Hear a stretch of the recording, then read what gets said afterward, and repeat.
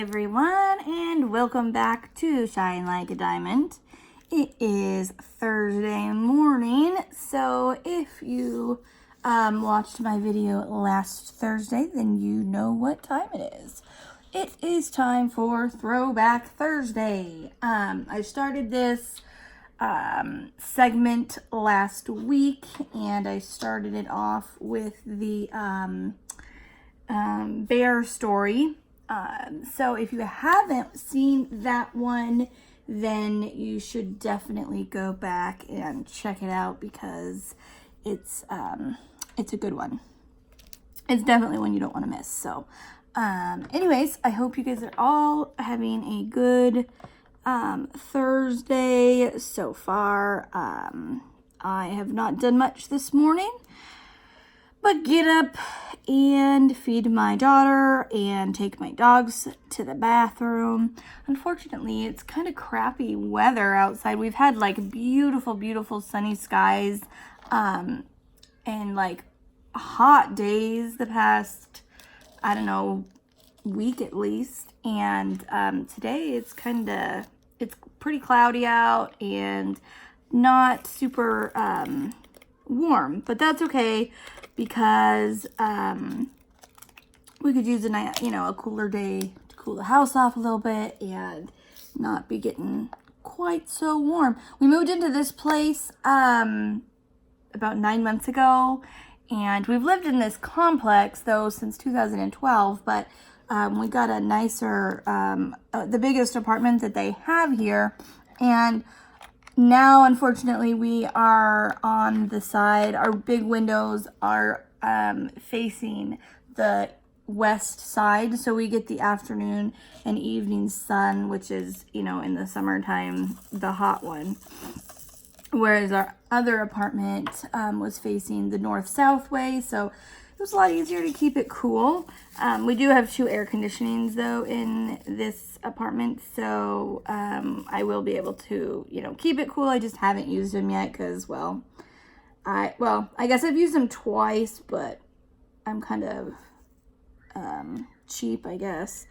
I don't know. I'm not cheap, but I don't use them unless it gets, fairly warm, just because I don't think that we need to waste the energy if, it's not at least 80 degrees outside. So we did use them 2 days because one day it was like 87 degrees or something. But so as I have said before, just a warning here, especially today. So I do have 2 dogs, a cat, a husband, 2 kids, and it is hard to keep all of them quiet. Now, during the day today, my daughter and my husband and my son are at school. My daughter is homeschooled, and my dogs and my cat are obviously here, so keeping everybody quiet is not always possible.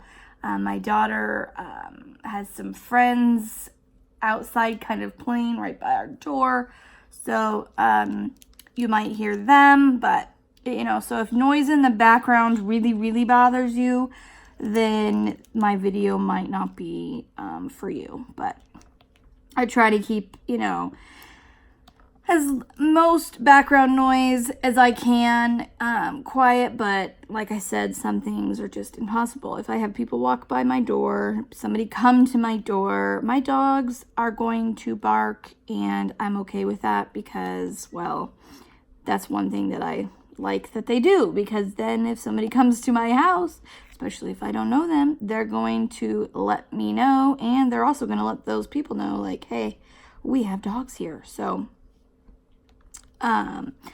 anyways, that is kind of what I just wanted to get out there real fast.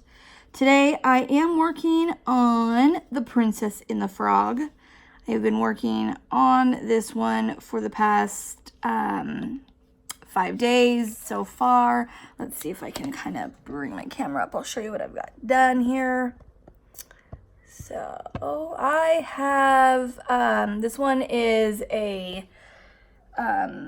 it's 42 by 59, I believe. Yes, 42 by 59. And I started it on the 1st of June, and today is the 6th of June. So I'm pretty much right here. You can kind of tell where I've gotten all done. I usually work in square sections, but with this one I am not. I'm kind of trying something new. Mandy Manzano uses a lot of black, and she outlines a lot of different shapes and pictures and stuff. It makes it look kind of like a stained glass window thing. So I have been doing a black outline of a shape and then filling that area in. So today I am filling this area in right here, and then I will probably go to this spot and I will mark the black here and fill in this spot. So that's kind of what I've been doing for these, because I do like the plastic or the paper that goes over them, and to where you can't see the whole picture. I kind of like how it gets revealed over time, and it definitely helps my brain to focus on an area rather than with this way, you know, where I can see everything. I have a harder time sometimes focusing on just sticking to one area. I kind of want to like scatter it out, which I think that's just my AD brain, but anyways, that's okay. I am making it work, and I am actually kind of enjoying doing the shape, because it's just a little different than how I normally do it, and changing it up sometimes makes things fun and entertaining. So that's how I'm doing it this time, and we'll see about how I do my next Mandy Manzano piece, if I do it the same way or if I do it different. We'll see. But so far, I'm gonna say I'm almost 2/3 of the way done, I would say. So depending on how much time I have in the next like 4 days, I should probably have it done. If I have some, you know, good solid time to work on it, which I should, because today is Friday, which means it's the weekend, and my kids said that they want to go to my mom's house, which my son goes a lot on the weekends. My daughter doesn't always like to go overnight on the weekends, but she did say she wants to go this time. So okay, sorry about that. Sometimes I get a call on my phone, and it interrupts the feed, and I can't turn my phone off because, well, when my son's at school, I just don't like to, in case there's, you know, an emergency or something. So anyways, as I was saying, my son likes to go to my mom's on the weekend a lot, and my daughter, she goes a lot of times for the day, or she'll stay sometimes one night, but she said she wants to stay both nights, but we will see, because she has some friends that she's gotten pretty close to that have moved. Well, their grandma and their aunt moved in, and so they come on the weekends on Saturday and stay Saturday night here with their aunt and grandma. And so I don't know if she will, you know, forego going to my mom and dad's house because she wants to, you know, see her friends. So, which I understand, because she, being homeschooled, doesn't have a ton of friends, especially around our complex.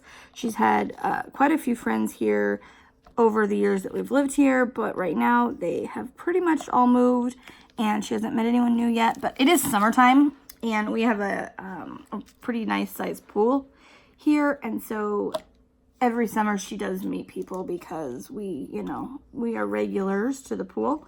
We go almost every day, and so you meet people, you know, other kids that live here when you go swim. So anyways, so we will be doing that this summer, which we already have. But so yeah, so I'm hoping to get some good time this weekend to really put into this one, because I really love it. Actually, I'm really, first of all, enjoying working on it.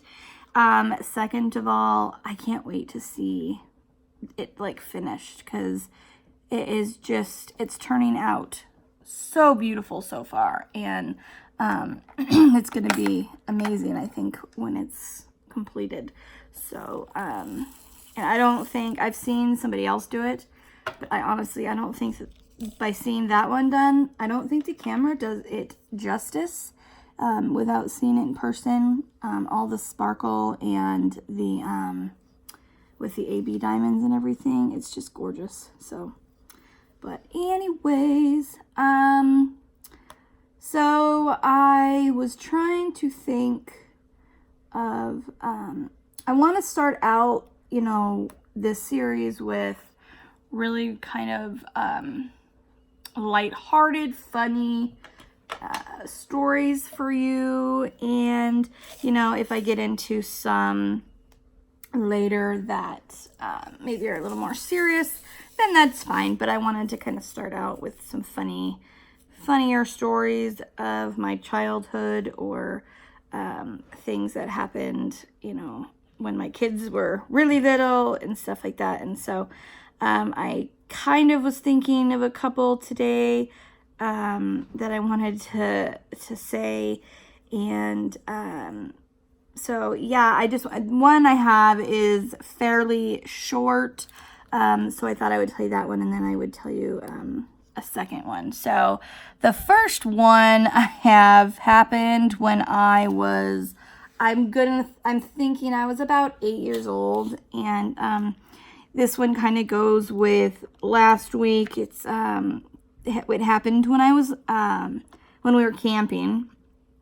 We would go camping. I have a few actually short ones today that are about camping, and we went camping a lot in the summertime when I was a kid, up until I moved out. As you know, we went camping all the time in the summer. And so, and we went to, you know, the majority of the time we went to the same place. The lake was called Gillette Lake. It is attached to Sherry Lake and Thomas Lake. So you can kind of, if you get on like a canoe or a boat or something, you can go to all of them. But Sherry Lake is a private lake for people who own property at that lake. So you can't really go go swimming there unless you are, like I said, in a boat and you make your way over there in the boat. So, but we did many times go over and visit by canoeing or paddle boating and stuff like that. Or we actually had this raft when I was little. Actually, I think I was a teenager when we used it mostly, but we would fish a lot. And so we would go in this raft, and so we would go kind of all over. And one time we went to a lake. It was called Black Lake, and it wasn't that far from our campground. We did drive. My dad had this blue truck, and I believe it was a Ford truck, which that doesn't really matter to the story, but yeah, it was this blue truck. And if we weren't going very far, me and my sister would get to sit in the back, and I would think that was like, you know, the best thing in the world as a kid. My sister wasn't nearly as outdoorsy or adventurous in that kind of stuff as I was. I liked to be outside playing all the time. She was definitely more of a bookworm. And so, but she did like to go fishing with us as a family, and she did like to camp and stuff. So anyways, we get to this Black Lake, and we put, you know, my dad is he was so funny. He used to act like this was our little raft, which was a 4-man raft. But even 4-man rafts, they're, you know, it's not like you've got a lot of room.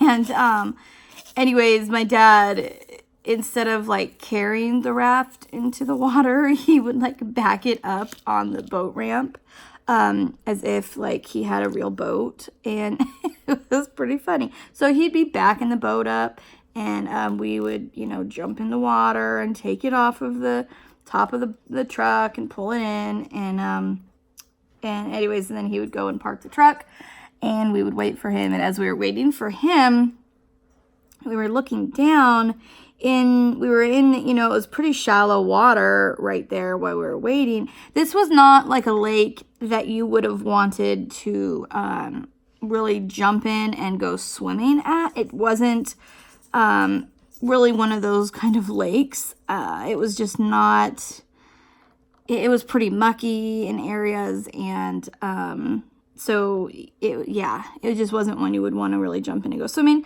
But we were on the dock waiting, holding the raft, waiting for my dad to get down. And I don't think I was in the water. I might have been, because I had helped get the raft in. And I remember looking down and just freaking out because there was an eel in the water. And I mean, the thing was, it had to be like that long. So, you know, it was really good. It was a good size thing. And I'm like, you know, yelling at my mom, there's an electric eel. And she's like, that's not possible. And I was probably 12, I'm going to say, at this point. And so I'm like, yeah, there is, Mom. There is. Come and see. And so she comes down, and I'm like, oh my gosh, there's a ton of them, and they're all like kind of, you know, and I was on the dock now at this point, so I think I had jumped out of the water onto the dock because I had seen these electric eels. And so anyways, my mom comes walking down because of course she does not believe me that there's an electric eel in this lake. And she comes down, she walks down onto the dock, and I'm kind of freaking out. My sister's kind of freaking out, and my sister was only 2 years older than me. So, and we're kind of, I remember being like laying down on the dock, like so that I could get a really good look at them. And, you know, my mom comes down and she's like, all right, where's this eel? And, you know, I point to him and she goes, those are leeches, Beth. Those are not eels. And I was like, what? Because I had seen leeches before. I had had a leech before on my leg when we went to summer camp. And leeches were not this big. This was like humongous compared to the leeches that I had seen. These leeches, I mean, we saw them as big as probably like, I believe they were probably like 7 inches, some of them. They were humongous leeches. And my mom even said like she had never seen leeches that big. And so I was kind of, I think we were all kind of like, do we really want to go, you know, fishing here? And my mom kind of assured us that, so my mom was, even though she was not your typical, like you wouldn't look at her or know her and think, oh yeah, she's real outdoorsy, but she had taken wildlife classes and she knew like plants, and she just knew a lot of different wildlife things. And she had assured us that these leeches, they were just in the shallow part of the water. And so, you know, going out into the deeper part, fishing and having our hands, you know, in while we're fishing to, you know, rinse our hands off and do whatever we were going to do. And even put our feet in, like we would be fine because these leeches would not be out there. So we did go out into the water, and this lake was kind of known also for a fishing spot. And so there were some other people out on the lake. I don't remember any motorboats out there though.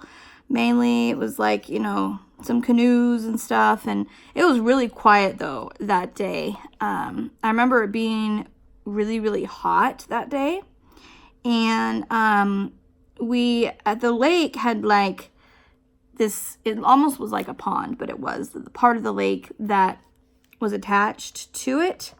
And so we went all the way down to this other end, and it was really neat, actually. There was this huge beaver dam, and we saw this beaver swimming around and like working on its, you know, on its home, and it was really, really it was really cool to see. And so we kind of, we went by and watched it for a little bit, and then we kept going, and we were going along to through this smaller portion that was, like I said, it was kind of like a little pond area, back into the bigger part of the lake. And we were fishing, and my dad would sometimes like row when we were fishing, like kind of trolling, if you fished, you know what that is. So me and my sister have our fishing poles in the water, and we're kind of trolling along and, fishing. And all of a sudden, I don't know who saw it first, but my dad and mom were like, be quiet, don't make a sound. And we kind of slowly brought our fishing poles back into the boat. And I had my feet over the side, and I, was instructed to slowly put my feet back in the boat and not move. And, we're in the middle of the lake, and I'm like, is there a shark? I mean, what is going on? Because, a bear on the other side, okay, that's fine, great, we can watch it. We're in the lake, like, no big deal. Well, we are, this lake is a fairly good size lake, but you could see, from one side to the other. And we were about, I want to say, if you're going like, if this was the lake right here, and this is the, the big part, we are like right over in this area right here. And so we're closer to the one side than the other side. But I had no idea why. And all of a sudden, my mom says, there's a moose. And I'm like, oh, okay, there's just a moose. Well, to me, that's not a big deal. There's a moose over there. So I'm like, where? And they're like, yeah, I have a loud voice. I've always been told that I had a loud voice. I have some hearing damage from when I was a baby and had earring. Oh my goodness, I can't talk. Ear infections, that my eardrums had ruptured. So I talk really loud naturally. I don't mean to, I just do. And, they're like telling me to, be really quiet and to not talk. And I'm starting to get a little, scared at this point, because my parents were very shook, you could see. And so as I'm watching, all of a sudden there's these babies with the mama moose. And I did not at this point know much about moose, or is it meese? I don't even know. And there's more than one mooses. I don't know. You can let me know in the comments below. I don't know. I'm not good with grammar.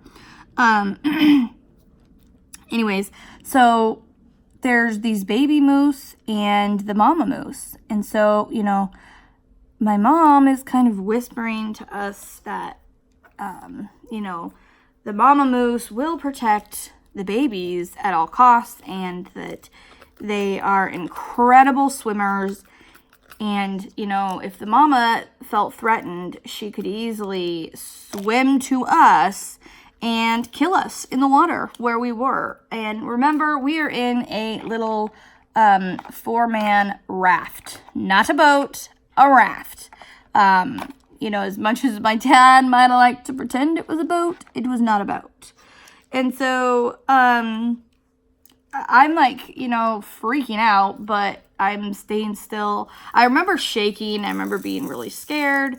And things got kind of progressively worse as this moose sees us and is just like doing this dead stare to us. And as it sees us, it does climb in the water and start to swim kind of towards us. And at this point, like, I don't even know what my parents were thinking, but I was pretty dang scared.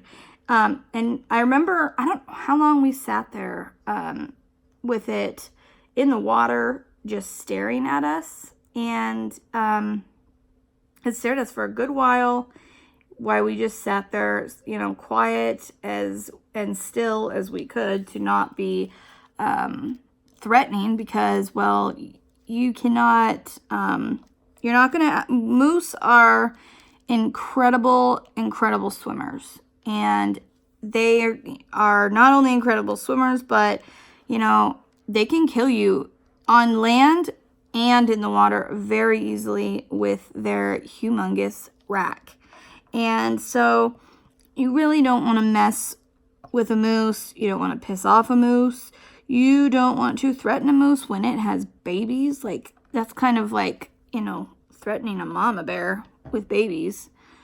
But eventually, you know, we see that this moose and its babies moves up back into, you know, the wooded area where we no longer could see it. But I remember being pretty shook up. I don't remember how long after that we stayed, but I do know we stayed a little longer to fish. But I know we didn't stay too long because we were all pretty freaked out. And, you know, this moose could easily come back down. This was obviously its watering hole. And, you know, it was in the water, and moose like to swim. And so I don't know how long we stayed after that. I just remember seeing this beautiful beaver dam and getting to kind of watch that beforehand. And I think even I might have jumped in because my mom had convinced me at that point that, you know, there was no leeches out in the deep water where it was, you know, where we were. And so it was this great day. And then we had this moose that, you know, terrified us. And we left. But I don't remember, you know, I think because of the leeches, I don't remember if we ever went back to that lake. We might have. Like I said, last week, I didn't think we ever camped at the spot with the, you know, with the bears.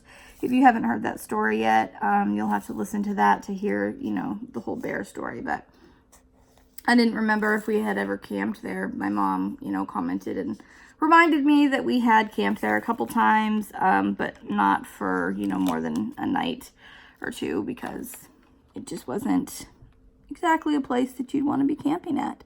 So, anyways, yeah. I totally just messed up here. Dang it. Okay. Not a big mess up, but I thought I was still doing H for some reason, and I was like, oh, there's no more H's. So I put away my colors, then I'm like, as I put away the colors, I'm like, oh, I should do A. I'm like, oh, I just had A out. I had done H before. Anyways, do you guys ever do that? Like, put the color away and then realize, like, oh yeah, that's what color I was working on. Or, I hate the most, though, is when you decide to do a color, then you change your mind and do a different color, but your brain forgets, and so you do the wrong color, and you do a lot, not just a couple, but a lot of the wrong color before you realize it. And it's a significant enough color change. You can't just leave it. You gotta go and pick them all up and move them all to the right color, and then, you know, put the right ones down. Oh, it is so annoying. I know that, you know, most of us have all done it. I've done it a lot especially when I am tired. I make a lot more mistakes when I'm tired, which is why, you know, one of my tips on tips and tricks last Tuesday was to make sure you take breaks and that you sleep, because I know for myself, when I am close to being done with a piece, I push myself. Like, you know, I'll stay up really late, even when I don't need to be, and just because I want to finish it. And it always seems like, oh, it'll be an hour more. No, 2, 3, 4 hours, because this craft is time consuming. And I'm sure if you've been doing, you know, more than one, you know that, how time consuming it is.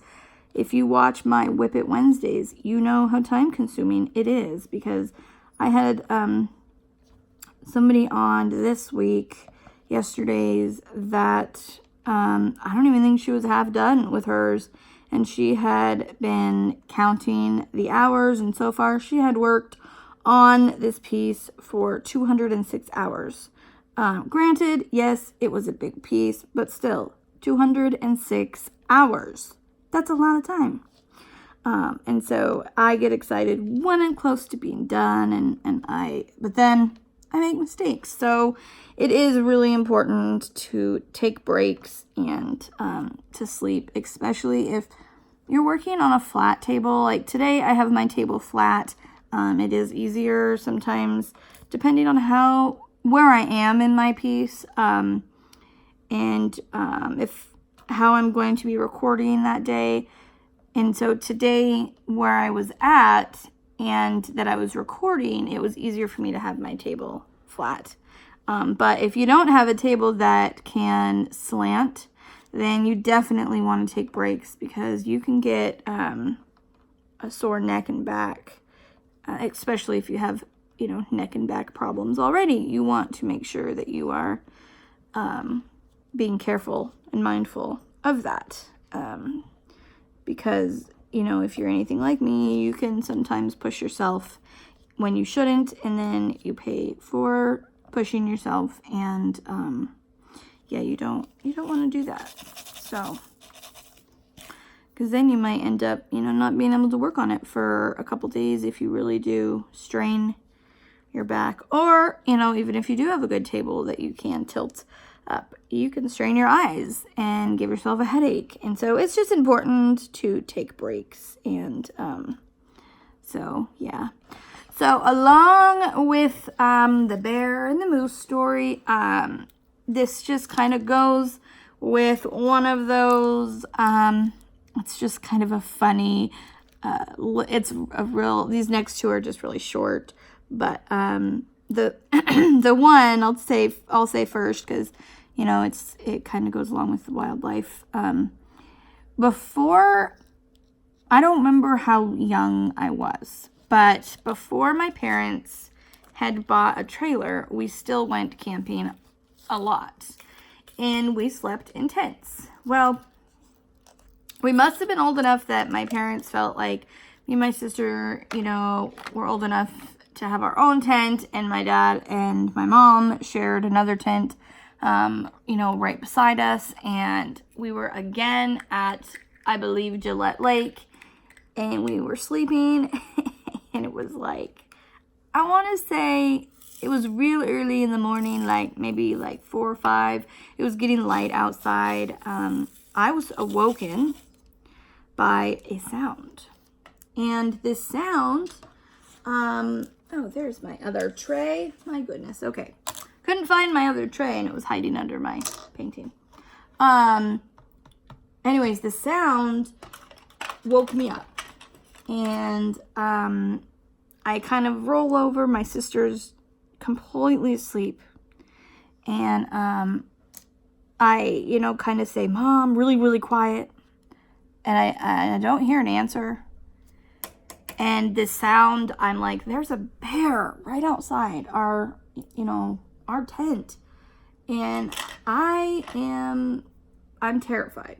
And because this campground, although it had had fresh water at it, there was even a real bathroom, and a real, it had a bathroom with flushing toilets, and a bathroom with running water to go and brush your teeth and do all that stuff. So even though it had all this, their garbage cans, I don't think were the best, because it often said, that there had been bears around. And so this was one of those times they had bears there. They were getting new garbage cans, though. Now they have really nice, garbage cans that bears can't get into. That doesn't mean that they don't come ever, but they can't get into them. So it does, bring it down some. But anyways, so I remember that they had been, the campground host had talked about that there was bears there. that they had a bear sighting, and the bears had gotten into the garbage cans and stuff. And so I, wake up to this sound that, I think, gosh, there is a bear. And not only is there a bear, but there is a bear that is like right outside our tent. And I lay there. I don't know how long I lay there. And I'm trying to say to my sister, her name's Andrea. And I'm like, Andrea. And I'm like, trying to whisper, stay quiet. And she doesn't respond. She's just totally asleep.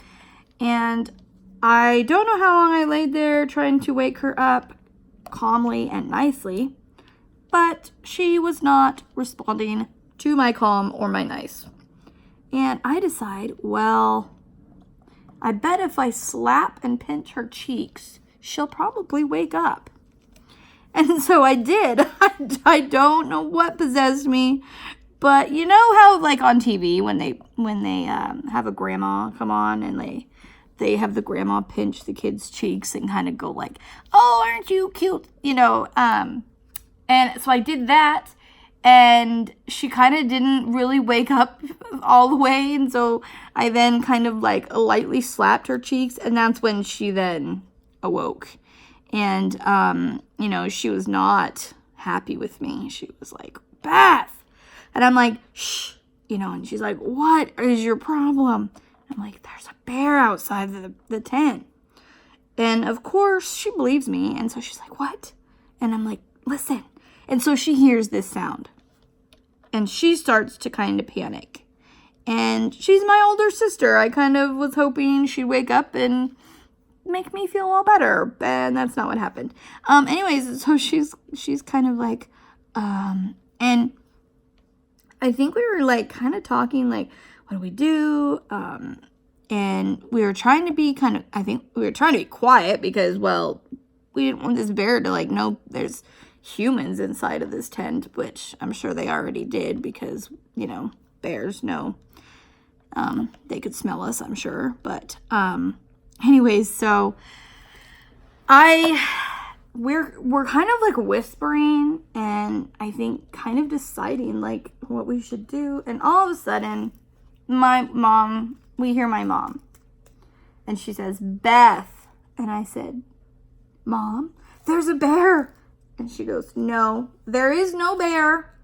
And I said, don't you hear that? She said, it's your father. He is snoring.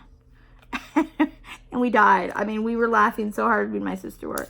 And my mom was not thrilled at the moment because I'm sure she had, been listening to my dad for a while.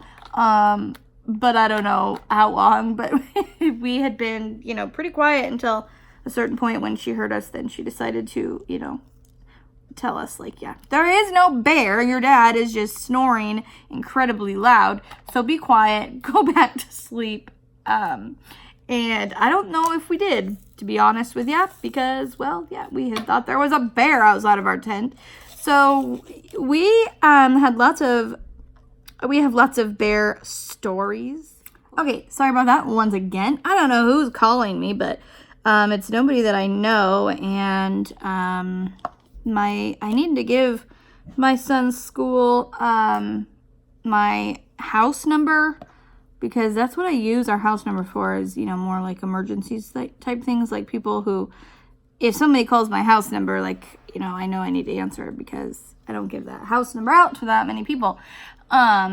Anyways, but I don't know who keeps calling and I'm not answering because they're not leaving a message anyways. So, yeah, I'm not going to answer, but sorry about that for the interruption. But like I said, yeah, we've had lots of like little, bear stories, quote unquote, but, we have seen one, and my mom has seen one at that campground. And then a couple years ago, my parents took my 2 kids up and my 4 nieces and nephews. So my parents had all 6 kids with them.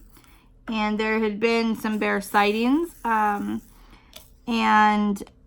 they, had kind of told the kids, like, don't go off by yourself, and told them, what to do and all that. And so my niece, who was 10 at the time, was going, even though I had a trailer, my parents still liked us to use the bathrooms there. And they had parked right in front, or not right in front of, but like right across the little road from the outhouse. And so, and they're nice outhouses. And so they had wanted the kids to still use them because otherwise, you know, because they were going to be there a week with all, you know, 6 kids, and then my mom and dad, and then me and my sister were going to come up for the weekend, and my husband. And so they, you know, wanted the kids and everybody to still use outhouses so that the bathroom in the trailer did not fill up so fast. And so my niece had gone to the bathroom, and she was 10 years old. And as she came out of the bathroom, she saw this black bear, and it was about 6 feet in front of her. And I cannot imagine. She told, you know, she was telling me, and she was explaining how she could hear its claws, its really long nails, doing that to the ground as it walked. And of course, black bears, they're usually, you know, fairly scared of people, you know. And so as she came out and she saw the bear, she, you know, was smart. She backed up very slowly and went back inside of the bathroom. My dog is gonna start going crazy because one of his favorite people he thinks is up in their balcony. So I'm gonna take a brief pause here real quick. So I'll be right back. Okay, I am back. I'm so sorry for all these interruptions today. My goodness. So real quick side note, we live right across. So it's kind of like, it's hard to explain. So we have apartments here, and then let's say this is like kind of a driveway kind of thing, and then there's apartments here. So we are right here, and then there's an apartment right here, and right here lived our old manager. And she is like one of my best friends, and the dogs absolutely love her. I mean, she is like one of their favorite people. They'd probably like trade me in a second for her. Anyways, she's been gone now for, I want to say, about a month. And my one dog, he still watches her window, and he still watches her balcony for her because he misses her. And anyway, so the cleaning lady so they had gotten her apartment already for the new person to come live there, the new manager. And so because of that, now the cleaning lady is there. And the cleaning lady, she happens to be the old manager's good friend too. And she knows me, she knows my dogs. And anyway, so the dogs see the cleaning lady, and she is, you know, about the same height as Charlene was, and or is, she's not dead, as she is.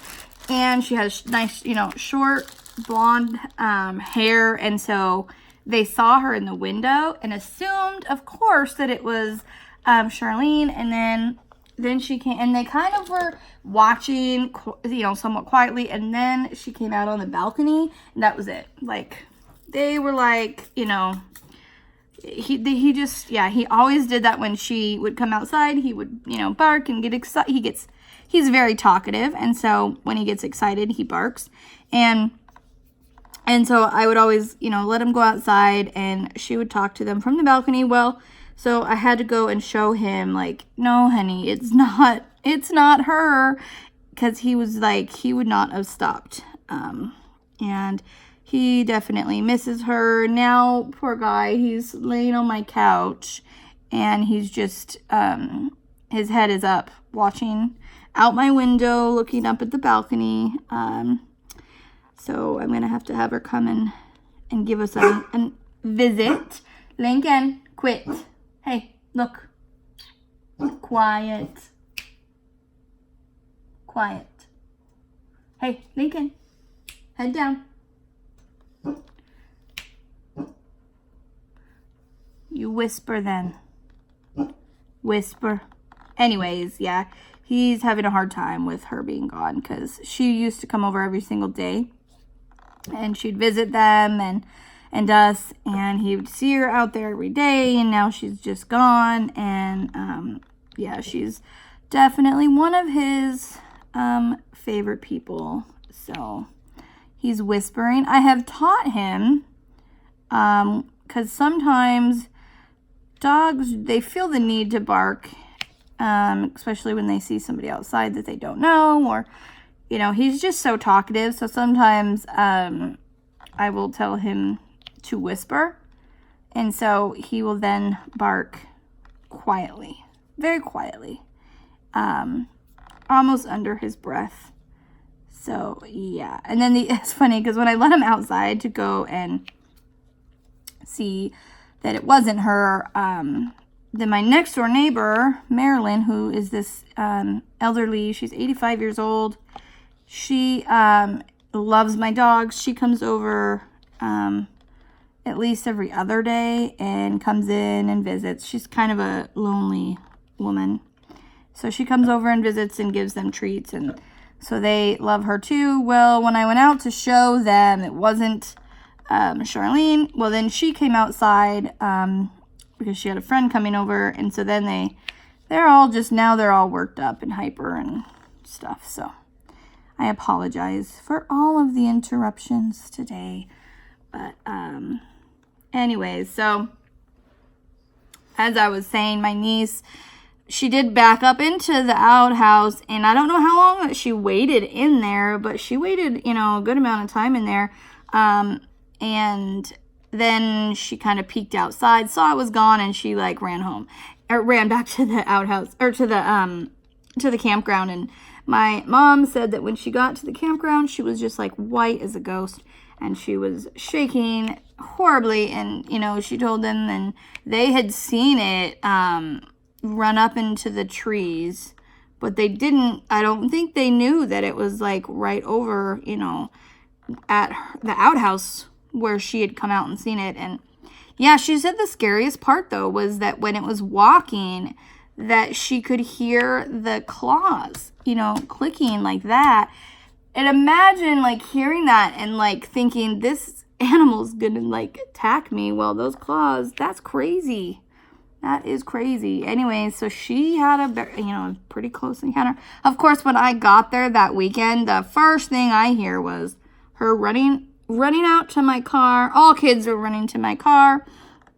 And she's like, I saw a bear. And, she had to be the first one to get to me to tell me the story. And I heard the story from her, and then from my kids, and then from my mom. And it was definitely a popular story, that camping trip.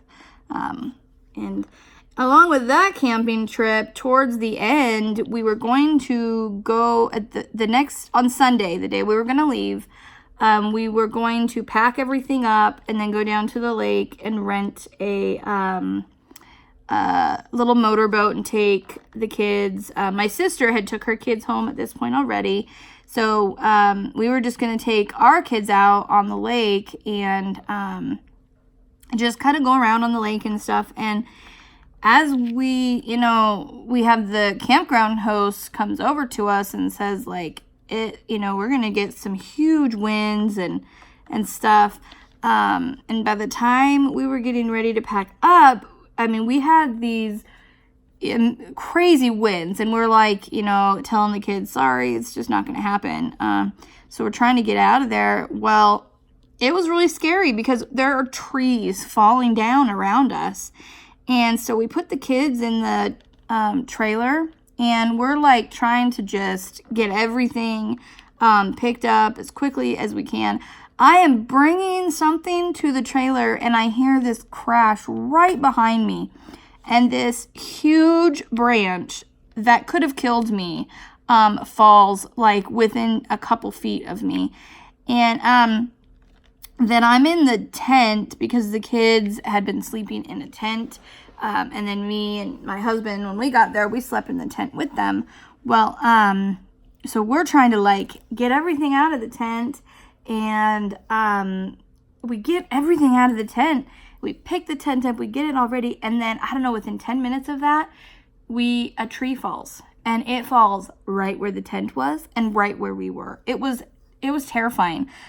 We did all make it out safely and okay, but it was definitely kind of a scary end to that camping trip. But, you know, the ones that are scary during the time are the ones that are like the most memorable, I would say, for later. So I wanted to tell you this one other quick story that happened at this same campground. It did not have any animals in it. It was just me, a story about me and my dad. And at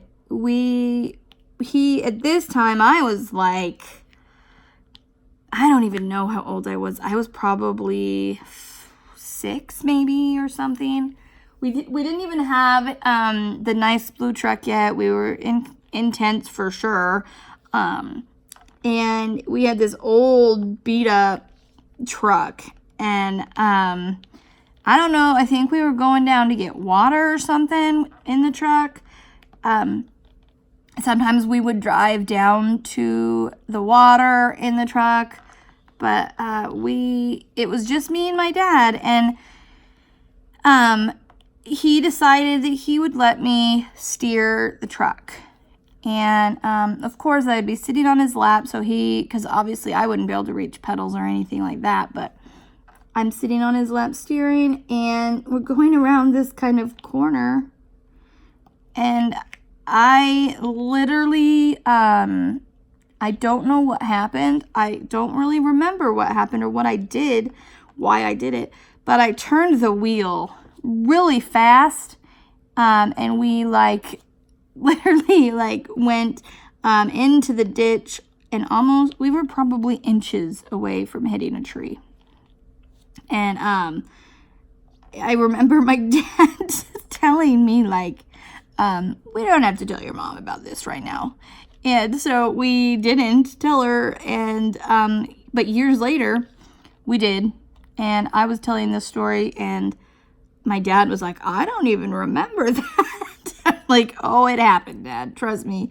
It happened. I remember right where it happened. Every time we turn that corner into the campground, that is what memory comes to me, is almost ramming the truck into this tree, because he, was obviously letting me steer and giving me a little too much confidence that I could do it or something. I don't know, but he also, when I was 12 probably, he taught me to drive up.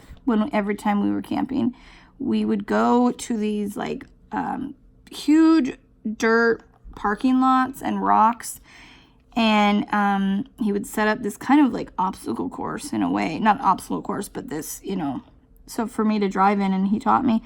And I have always been really good at backing up with the car or a truck or anything I'm driving, and I think it's because of that. I learned at a very young age, and that would be one of my favorite things to do when we would go camping, is that we would go to these, either remote, empty parking lots up in the woods, or it would be just a dirt road that he felt, safe for me to drive on, because obviously at this point I was doing everything. I was doing the gas and the brakes and the steering wheel. So anyways, but those are kind of my little stories to go along with the camping and animal sightings and stuff. Next week I will be telling a story about one of the most memorable times that me and my sister got in trouble together, and it is a really funny one, so you won't want to miss that one. And I hope that you guys have a wonderful Thursday, and a fabulous weekend.